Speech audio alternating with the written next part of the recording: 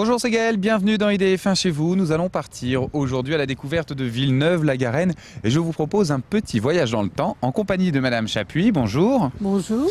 Alors Madame Chapuis, vous êtes un vrai puits, d'ailleurs c'est dans votre nom, de savoir sur Villeneuve-la-Garenne. Oh, un petit puits, hein, petit puits. Un petit puits parce que c'est une ville qui finalement a une petite histoire. Oui, et puis c'est une ville neuve, comme son nom l'indique.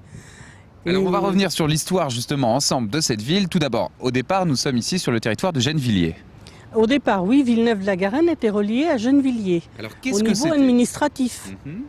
Et alors qu'est-ce qu'il y avait ici à l'origine? C'était quoi? Un petit village de... C'était un petit village de pêcheurs. Il y avait sur les berges de la Seine qui n'étaient pas canalisées comme elle est maintenant. Il n'y avait pas le petit muret qu'il y a maintenant. Et c'était en terre battue, ça descendait jusqu'à la Seine. Ça descendait tout progressivement jusqu'à la Seine, Voilà. c'est-à-dire que sans doute que la vraie rive devait être quelques mètres plus loin en arrière. Oui. Et il y avait des pêcheurs. Il y avait des pêcheurs, il y avait des ânes aussi sur les quais de Seine. Des On a ânes? encore des photos avec des ânes sur les quais de Seine. Et il y avait un chemin de halage ici ou pas? Non, pas ici. De ce non, côté de la Seine, hein, parce que là on est dans le bras mort en fait. Voilà. D'accord, parce que je vous rappelle que de l'autre côté, sur cette rive, il s'agit de l'île Saint-Denis. Et de l'autre côté, il y a le côté de la Seine où il y a de la navigation fluviale puisqu'il est plus large. L'autre côté, je vous rappelle que nous sommes ici à 5 km seulement de Paris, mais à plutôt 12-13 si on suit les méandres de la Seine. Oui. Alors qu'est-ce qui fait qu'un jour Villeneuve-la-Garenne va enfin pouvoir exister en tant que ville autonome? Eh bien, ce qui s'est passé, c'est que Mademoiselle Dupont du Chambon a poussé un petit peu les conseillers municipaux qui étaient de Villeneuve-la-Garenne et qui étaient sur le conseil municipal de Gennevilliers à essayer d'avoir l'indépendance de Villeneuve-la-Garenne parce qu'on était assez loin quand même de Gennevilliers. 6 km du centre-ville. Oui, alors ça faisait loin. Les gens allaient plutôt sur Saint-Denis que sur Gennevilliers. Et oui, parce que finalement, le centre de Villeneuve-la-Garenne, c'est-à-dire cette partie-là sur le bord de Seine, est plus proche de Saint-Denis, qui est juste là, que de Gennevilliers. Alors qui était cette mademoiselle Dupont du Chambon?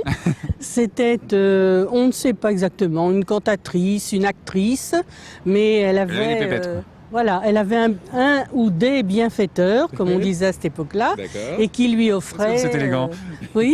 Qui lui offrait des maisons, qui lui offrait de quoi vivre honorablement sur la commune. C'était ce qu'on appelait une danseuse à l'époque. Oui, si on veut, oui. Une jeune fille entretenue. Je dirais plutôt une cocotte, mais enfin... bon. Allez, une cocotte, tiens.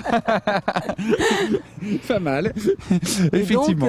Donc elle a acheté une propriété et elle a fait don de cette propriété à Villeneuve-la-Garenne à condition que Villeneuve-la-Garenne devienne commune indépendante.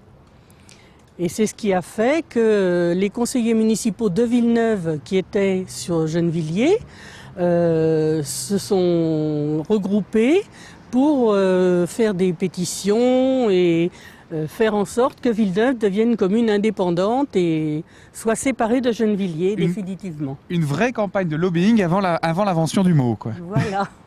Alors, l'une des choses qui a facilité cette indépendance de Villeneuve-la-Garenne, c'est la construction d'un pont. Parce que si on remonte en arrière, d'abord, pour aller de l'autre côté, il fallait passer sur un bac. Oui, d'abord c'était le bac. Et le bac était payant. Oui, en 1884, donc il a été construit un pont suspendu, un pont métallique suspendu. Et en 1905, ce pont suspendu a été remplacé par le pont actuel que vous voyez là. Et alors, il ne faut pas oublier que le pont suspendu, c'était déjà à l'époque un énorme progrès. Parce que le bac, ça signifie qu'il fallait payer. Et il fallait payer, je crois que c'était les curés qui pouvaient bénéficier de l'abbaye de Saint-Denis, qui avaient le droit de passage, donc qui faisaient raquer tout le monde. Oui. Donc pour aller à Paris, vous en aviez pour 40 deniers ou je ne sais combien, donc chacun devait dépenser beaucoup d'argent. Voilà, il fallait payer pour passer la Seine. Donc là, d'un coup, c'est une véritable libération, le pont. Ah oui, c'est sûr que ça a quand même ouvert plus les rapports entre Villeneuve-la-Garenne et Saint-Denis. Et alors là, ce pont, 1905, vous me dites, c'est le premier pont de la commune? Le 1884, le pont suspendu, et 1905, celui-là. 1905, celui-là. Et alors là, c'est l'essor de la commune? Il y a quelque chose qui se met à changer? Disons qu'on avait quand même plus de facilité pour aller d'une commune à l'autre. Après, il y a eu les autobus, il y a eu les voitures. Il y avait des constructeurs de voitures sur Villeneuve aussi. Des constructeurs de voitures? Oui. Qui ça? J'ai pas les noms en tête, mais il y a eu deux sociétés importantes de construction d'automobiles. Parce qu'on est dans le nord de l'Île-de-France, donc on est dans une partie qui était très industrielle. Ah oui, oui, oui. Il y avait les chantiers navals, que vous avez peut-être vu tout à l'heure. Il y a toujours. Oui, il y a toujours, mais ils étaient beaucoup plus importants à cette époque-là. Et oui, il y avait 3 chantiers navals sur Villeneuve-la-Garenne. Oui, oui. Je me suis même laissé dire qu'il y avait plus d'ouvriers dans les chantiers navals de Villeneuve-la-Garenne qu'à Saint-Nazaire. Il y avait beaucoup d'ouvriers qui venaient de Saint-Nazaire pour travailler à Villeneuve-la-Garenne. Et figurez-vous qu'on fabriquait même des bateaux capables d'aller en mer ici à Villeneuve-la-Garenne. C'est-à-dire qu'à 5 km de Paris, on fabriquait des bateaux hauturiers.